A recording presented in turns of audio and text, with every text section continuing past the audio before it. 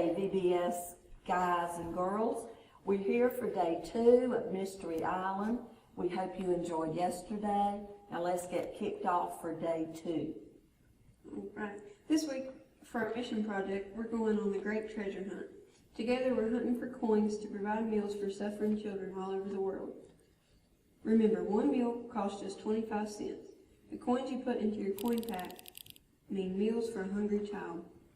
Walter has been all over the world searching for treasure, and he has more stories to tell about the places he's been, the treasures hidden around the world, and the people he's met. Today we're going to meet a little girl from Guatemala named Nima. Do you remember Henrik from yesterday's story? He wasn't always poor, but Nima has always lived in poverty. Nima has never known a life outside of the garbage dump. Her family has lived there for generations. Unless things change for Nima, someday her kids will live there too. This is called generational poverty. When a local pastor delivered a food pack from Children's Hunger Fund, Nima learned about Jesus and how God has a plan for her. The coins we're collecting this week will be used to provide food for families like Nima's. For the first time, Nima has hope that she will be able to go to school someday and break the cycle of poverty. Won't it be exciting when we find out the total coins that we've collected so far? Remember, $1 produces 4 meals. So to calculate what you have done so far, count your coins and the number of dollars that you've collected and multiply by what? 4. That's correct. But the great treasure hunt isn't over yet. Tell someone you know about Nima's story and how you are working to help children like her all around the world. Maybe you can do a special chore around the house to earn money for your coin pack. See what you can do. Nima, the little girl from Guatemala, lives in poverty.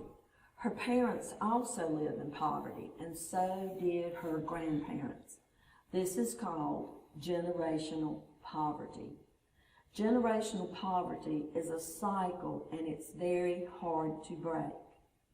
Usually, kids start thinking at a very young age about what they want to be or do when they grow up. Jessie, what did you think about becoming when you were small? Well, I thought I would be a nurse. And what did you have to do to make that dream of yours come true? Well, I had to take 2 grades in school, and then I had to go to nursing school, and they had to teach me all what I would have to do when I became a nurse. So when you went to your job, you were already trained for it, and now you're successful at being a nurse, correct? Mm-hmm. Okay.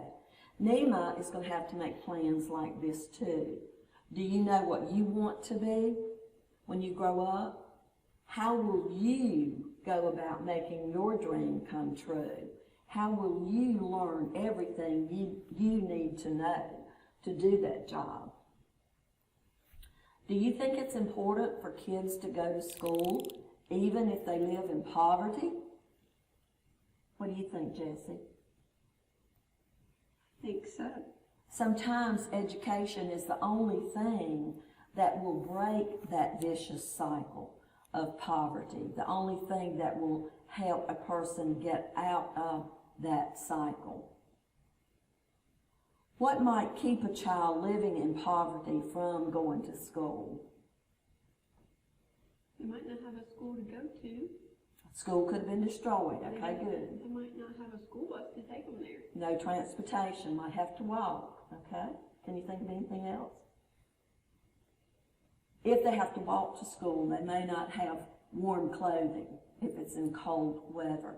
If they have to walk to school, they may not have the proper shoes for their feet to get to school. if they're able to go to school, they may not have money to buy the materials and supplies that they would need for that particular school.